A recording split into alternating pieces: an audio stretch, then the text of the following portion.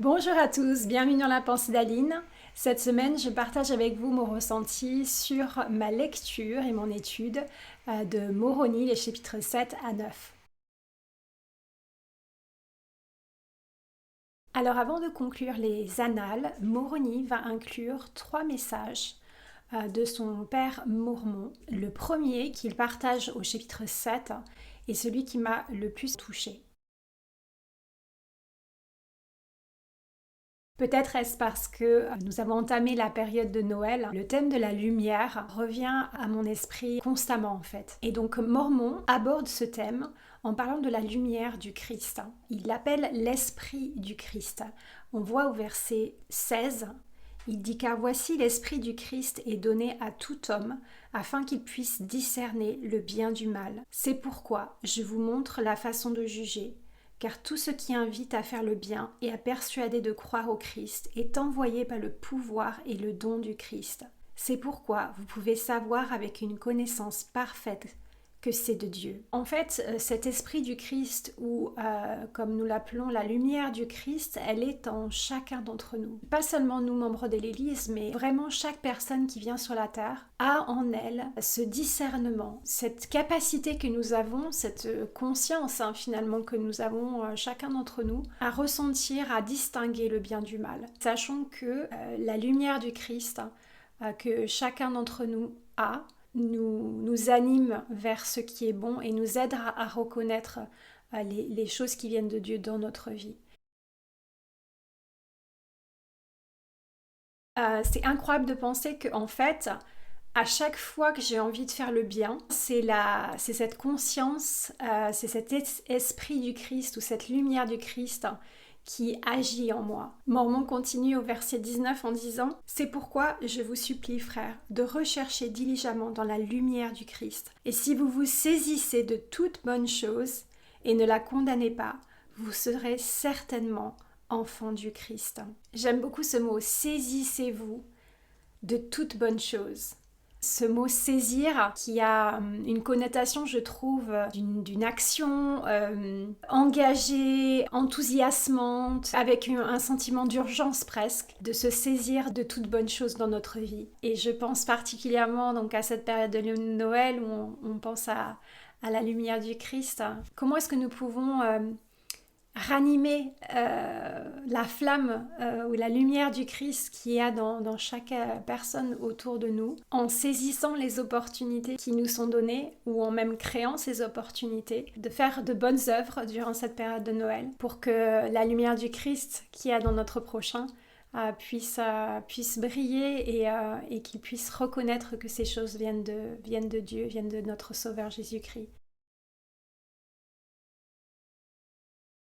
Une autre chose que j'aime beaucoup dans les enseignements de Mormon que Moroni décide d'inclure se trouve dans le chapitre 8. Mormon explique qu'il n'est pas nécessaire de baptiser les petits-enfants.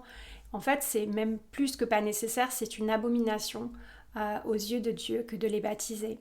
Pourquoi? Bien, il explique au verset 22, « Tous les petits-enfants sont vivants dans le Christ, et aussi tous ceux qui sont sans la loi. » Car le pouvoir de la rédemption vient sur ceux qui n'ont pas de loi. C'est pourquoi celui qui n'est pas condamné ou celui qui n'est sous aucune condamnation ne peut pas se repentir. Et pour celui-là, le baptême ne sert à rien. Quand je pense aux petits-enfants, je vois la lumière du Christ qui brille de manière extrêmement forte parce qu'en fait, cette lumière n'a pas encore été éteinte par le mal, par les influences culturelles, par tout ce qu'en fait qui fait que le monde a tendance à atténuer cette lumière et à confondre en fait notre capacité à reconnaître ce qui vient de Dieu. Mais pour les petits enfants qui sont tout neufs et qui arrivent des cieux, et bien pour eux, je pense que naturellement, on le sent, hein, ils veulent se saisir de toutes bonnes choses et faire le bien. Encourageons-les en cette période de Noël de participer à des actions de service pour être une lumière, pour faire briller leur lumière du Christ, mais aussi ranimer celles qui vont recevoir ces services d'eux. Une autre caractéristique de la lumière du Christ, c'est l'espérance. Bien sûr, l'espérance ensuite est suivie par la foi, mais je voudrais parler juste de l'espérance parce que c'est un principe dont on ne parle pas beaucoup. On parle beaucoup de la foi, mais c'est vrai que l'espérance, c'est vraiment quelque chose d'important et qu'on retrouve encore une fois pour revenir aux petits-enfants. Les petits-enfants ont toujours l'espoir.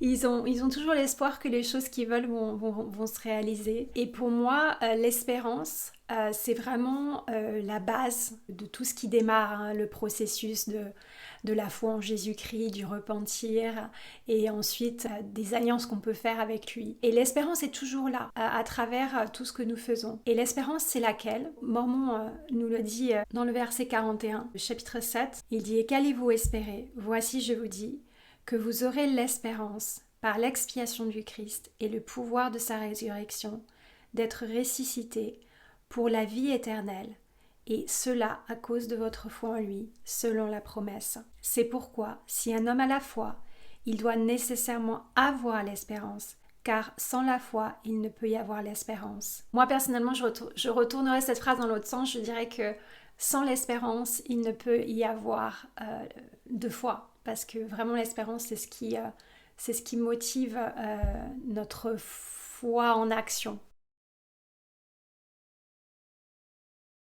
J'aimerais nous inviter à penser un peu plus à quelle est notre espérance quand nous faisons quelque chose, quand nous entamons un processus, et de s'accrocher à ça, et d'exercer notre foi pour réaliser cette espérance. Alors évidemment, l'espérance de la résurrection et de la vie éternelle, c'est grâce à notre foi en Jésus-Christ que nous pouvons l'obtenir, mais nous pouvons appliquer ce principe dans d'autres aspects de notre vie.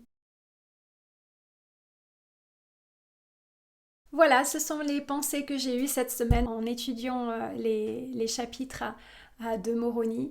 Je suis reconnaissante pour cette étude de Viens ici moi que nous avons chaque semaine, qui vraiment nous apporte des vérités qui nous donnent de la joie déjà, mais aussi qui nous permettent de mieux comprendre ce que nous pouvons faire pour nous rapprocher du Seigneur Jésus-Christ, mais aussi pour aider notre prochain à se rapprocher de lui. Je vous souhaite une très bonne lecture et étude cette semaine et je vous dis à la semaine prochaine.